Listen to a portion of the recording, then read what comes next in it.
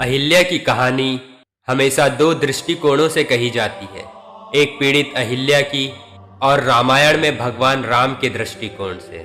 दूसरे संस्करण को अक्सर युवा दर्शकों के लिए आसानी से अनुकूलित किया जाता है। यह अहिल्या की सच्ची कहानी है जो बड़े हो चुके दर्शकों के लिए उपयुक्त है। अहिल्या ब्रह्मा की सबसे बेशकीमती रचना है। वह अब तक की सबसे सुंदर महिला थी जिसकी रचना में उन्होंने अपनी सारी रचनात्मकता उंडेल दी थी और उन्होंने उसे अहिल्या नाम दिया, जिसका संस्कृत में अर्थ है बिना कुरूपता वाली। यह जानकर कि इंद्र हमेशा उसकी लालसा करेंगे, ब्रह्मा जी ने अहिल्या को ऋषि गौतम के आश्रम में रहने के लिए भेजा, जब तक कि वह यौवन तक नहीं पहुंच गई। जब वह बड़ी हो जाती है तो गौतम उसे ब्रह्मा के पास वापस लौटा देते हैं। ऋषि की तपस्या से प्रसन्न होकर ब्रह्मा ने अहिल्या को उसकी पत्नी के रूप में प्रदान किया। इंद्र अहिल्या पर आसक्त है, वह उसके साथ अपने मिलन की योजना बनाता है।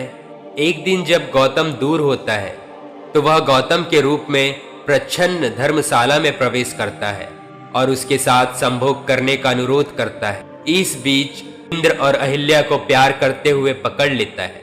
क्रोधित होकर वह इंद्र को 1000 महिला जन्नांगों में ढके होने और अहिल्या को पत्थर में बदल जाने का श्राप देता है। अहिल्या अपनी क्षमा के लिए भीख मांगती है। प्रेरित होकर वह उसे वरदान देता है कि जब अयोध्या के पुत्र भगवान राम के पवित्र पैर उसे छुएंगे तो वह अपने पाषाण रूप से मुक्त हो जाएगी। वह इंद्र के श्राप को भी कम कर देता है, जन्नांगों को 1000 आंखों तक कम कर देता है। सदियों बाद भगवान राम सीता के स्वयंवर के लिए मिथिला जाते समय आश्रम से गुजरते हैं। उनके पैरों की धूल अहिल्या के पत्थर को छूती है, श्राप टूट जाता है और अहिल्या अपने मानवीय रूप में लौट आती है। भगवान राम ने उनके पैर छूकर उनकी बेगुनाही का बखान किया।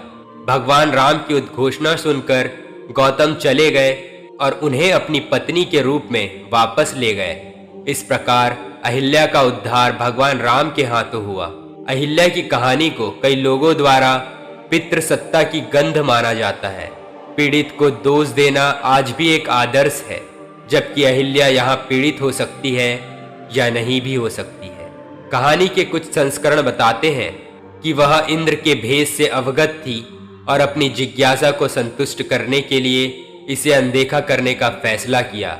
यह तथ्य कि इंद्र समान रूप से दोषी थे अक्सर इसे छोड़ दिया जाता है और यह अहिल्या ही है जो अपने उद्धार के लिए सदियों की प्रतीक्षा करती है। तो बस यहीं तक था आज का वीडियो। कैसा लगा कमेंट सेक्शन में जाकर अपनी राय अवश्य दें। आपका हर कमेंट हमारे लिए बहुत महत्वपूर्ण है। मिलते हैं नए वीडियो के साथ, तब तक के लिए goodbye and be safe. धन्यवाद।